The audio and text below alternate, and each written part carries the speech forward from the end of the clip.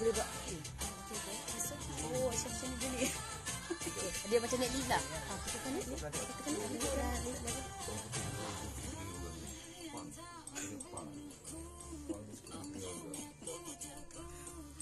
Saya kena tutut. Okey, hyper sangat hari ni. Awal lagi ni. Sekejap, apa dia? Hyper sangat? Hari ni? Bukan selalu begitu? Minta maaf. Memang begitu? Selalu sebenarnya. Dia biar dengan kawan lagi. Over sebenarnya. Apa-apa ni saya buka. And then awak ni baliklah. Recap balik tadi Baik. Sedapkan lagu ni. Faizal Tahir dan Isi Macai. mencari karakter.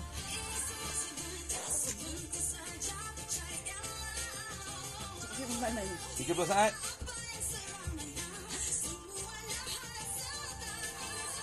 Oh.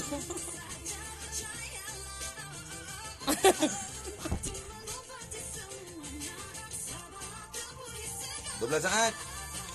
Nari mengguna mata. Macam mana tu? Oh. Nanti Dan guna untuk Saya? next show Dayang. Thank you. Assalamualaikum dan juga selamat pagi. Terima kasih kepada anda terus mendengarkan Tim Pagi Suria digegarkan oleh Glow Glowing Beauty Skin dan Putih Collagen. Dapatkan packaging terbaru, pastikan original, pastikan ada hologram, baru beli, cantik weh. Cantiklah pagi ini kita bersama dengan Dayang Nur Faiza. Tapi sebelum tu Fafau, Isi macam mengajuk dengan kita. Alah Isi. Aku nak try Dayang, korang try aku. Okey, sabar. Sebelum lagu sebentar tadi, apa yang berlaku Isi? Ya, sebenarnya Isi macam dia nak try Dayang Nur Faiza dan Okey. dia sanggup buat apa saja untuk Dayang kan? Bangga tak? Bangga, terima kasih lah. Tapi Dayang ikut apa cakap diorang je. Tapi apa-apa terima kasih ya.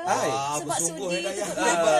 Kemudiannya je lah, bila suruh nyanyi lagu Dayang dia boleh nyanyi. Boleh, Nak sanggup. suruh ajak datang konsert dia datang. Sanggup. Tapi satu ketika bila dia suruh letak tangan dia dalam satu bekas dan dia tak tahu dalam tu ada katak. Oh my goodness. Isi ni dia penakut katak sebenarnya. Dia bukan takut, dia geli sebenarnya.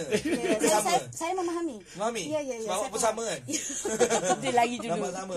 Dan aku baru tahu ini semua kerja korang Korang sanggup beli katak tu 4 ekor yang seekor harga 60 sen.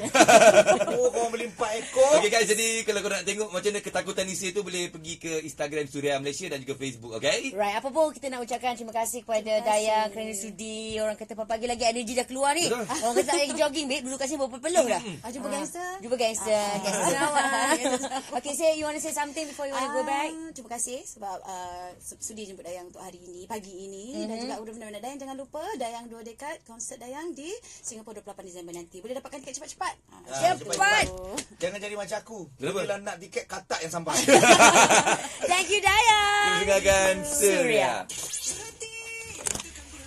Bye-bye, guys. Bye. Hujung Peluh.